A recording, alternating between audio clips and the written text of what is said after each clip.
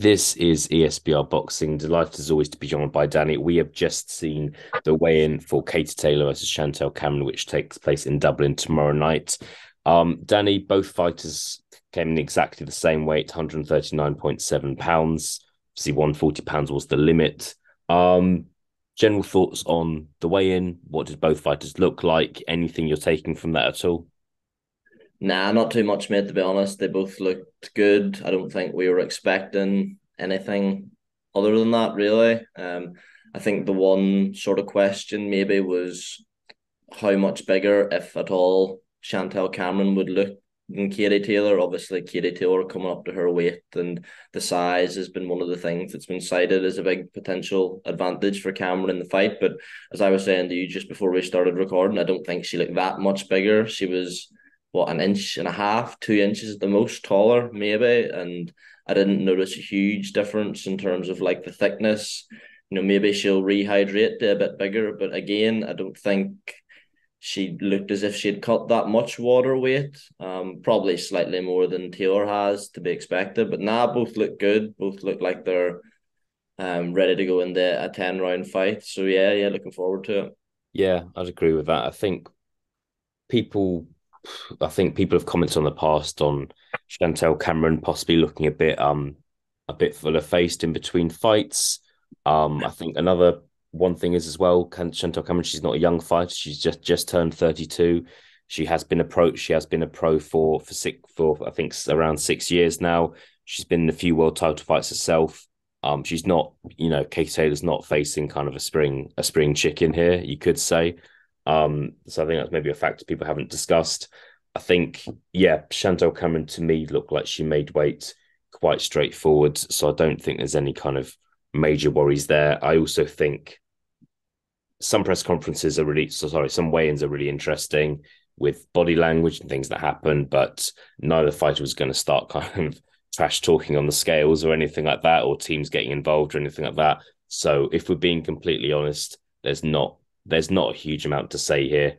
But it's nice to see both fighters making weight comfortably. No one's turned up looking like a skeleton, which could happen in a few hours' time in a different fight, which we'll be talking about as well. So we're not going to long this out. We're not going to kind of just talk shit for 10 minutes just to kind of get the stopwatch up. So but Danny, I will be asking you for your prediction for tomorrow night.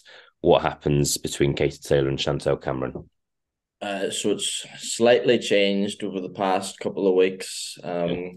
When the fight was first announced, I don't know if it was a prediction, but I thought like I could see Chantel Cameron stopping her. I just had that image of that sixth round, or was it sixth round, maybe in that Serrano fight, and I was thinking Cameron not got the knockout ratio of a Serrano, but the size and the weight thing. But then as it's got closer, Taylor being in Ireland, and I think that wins just sort of cemented it for me.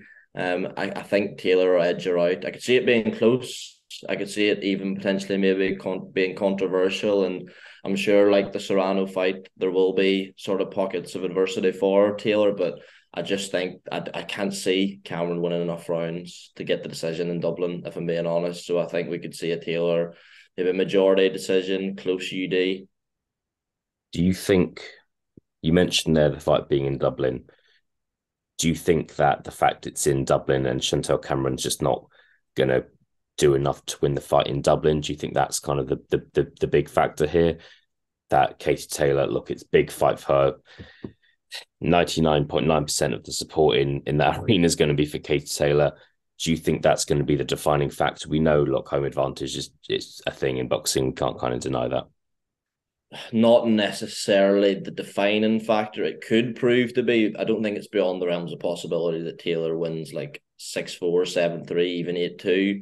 But I also don't think it's beyond the realms of possibility that you see like a 5-5 or even maybe like a close 6-4 to Cameron that goes the way of Taylor. And this is like no slight on Dublin in particular. It's just you're fighting a huge A side Yeah. and not her hometown, but de facto hometown, really. It's as close to Bray as you're going to see a major boxing event. And I think, like, maybe Japan aside, they've got a pretty good reputation for giving away fighters a fair shake. But, every other, like, example you can think of. As you say, we know boxing. I just think if you're being realistic, if it's 5-5, are we going to see a draw? If it's a close 6-4 to Cameron, is she going to get it? I would think probably not. Maybe we prove wrong, but I think not necessarily. I think it's going to be a robbery, but I think it's something you have to factor in your thinking when you're making a prediction, particularly if you're looking to have a bet on it, which I'm sure we both end up will. Yeah, maybe you never know. I think, to be honest, like I think a comparison could be made with Canelo fighting in Mexico against John Ryder a couple of weeks ago. We reviewed that fight, and there was that one judge who gave every round to Canelo. And I remember asking you at the time, what would John Ryder have had to have done to won that fight on points on that judge's scorecard? And I'm not really sure there is an answer, to be honest. But we'll move on. Final question, Danny. I've been semi banging the drum to a couple of people about this fight possibly being a draw. Chantel Cameron, maybe a lot of people might think she would have won the fight, but not quite getting enough to get the decision. And I've noticed the odds for a draw at the start of the week was 16-1. They're now 10-1. Just thoughts on that. I just think that there's a decent if ever a draw was going to happen in boxing, which they do, I think there's a decent chance it happens tomorrow night. The bookies have seen your video and they've slashed the odds, mate. They're running. 100% though. It falls into the same sort of line of thinking I was just saying. Like, I think Cameron would have to be like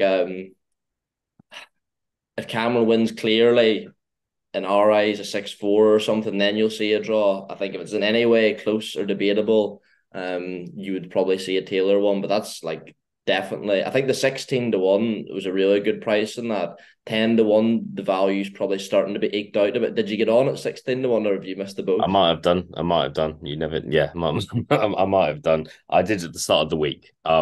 So I was only just, I whacked a tenner on it. So I didn't kind of go big because I'm not kind of overly confident and don't want to kind of put pressure on anyone else to do that, but got a sneaky feeling. But we'll see. We'll see. See what happens.